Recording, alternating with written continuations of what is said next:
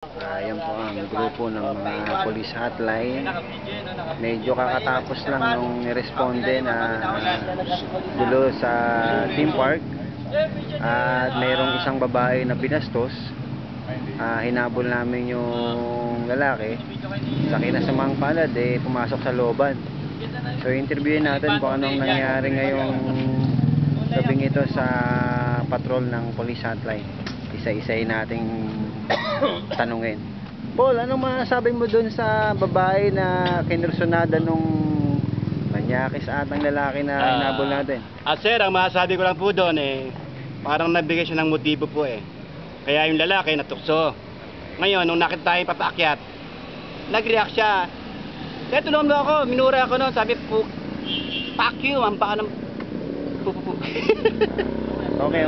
Pero anong ginawa nung kasama nating police hotline na? Ginawa po ng kasama natin niresponde siya. Kaya lang hindi na po ninabutan Yun lang po ang ibig sabihin natin hindi po natin inabutan. Tanungin natin si Angelo kasi si Angelo yung pinaka Angelo. Ano masabi mo dun sa babae na respondihan natin na maganda? Nirespondihan naman natin kagad, inaksyonan kagad natin.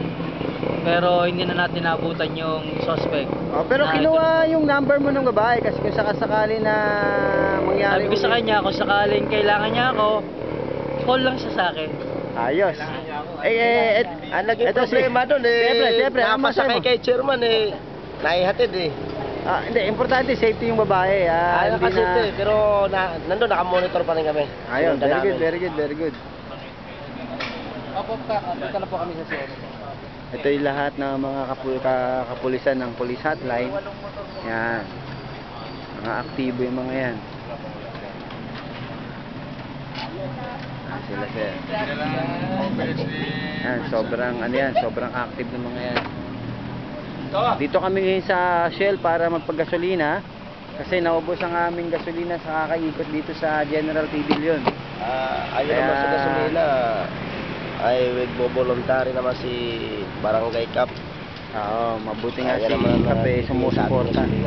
Oo, ayos. Yung mga picture natin na pagnilat Sir, ano masasabi mo sir dun sa nirescue natin sir? Okay lang. Katakot, natulog na lang Okay. Hindi na nagsisigaw Oo nga. Pero maganda yung team. Oo, talagang full force talaga pag-rescue, pag-responde. Pero okay naman, di ba? Oo. Malamang makukuha din natin yan.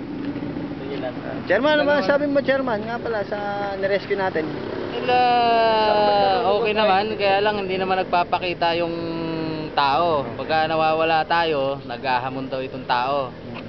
Yun ang problema natin kasi yung mga nagrereklamo ayaw naman ituro yung bahay. Ay, yung babae na tinangkang mabastusin at parang re-rapin ata nung ewan ko, di ko alam. Ano nangyari doon? Nagpahatid lang sa bahay niya. Kasi nga, natatakot sa magulang. Dinalaw niya raw yung kanyang anak doon. Paglabas niya sa loob ng compound, nabastos. Okay. Umisponde naman ang police hotline. Sakto yung ating police hotline, aktibo. At nahatid pa nga ito sa kanyang bahay. Si Angelo, anong masasabi kay Angelo, Chairman? Dapat ito, Angelo, sa susunod. Sa susunod, pag nagtanong ka, siguraduhin mo na, napupunta sa iba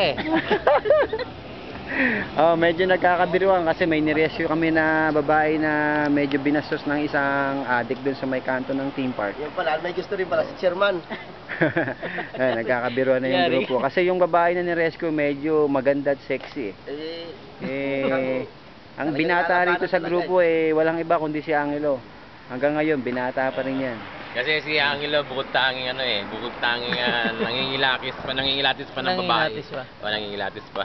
Pero ang sabi, ang pangalan niya, Heart. Ayos. Angela, next time magaling kang medyo text na lang, sabi ko text na lang kami. Wait. Ito po, medyo off na po ang ating video. Mapagasolina ang grupo.